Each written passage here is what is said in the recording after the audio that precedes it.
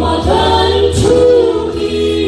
cảnh ta tổ thế dài ơn cân nghẹn xa đà đón cô cầm đi in hiệp phụ chung ta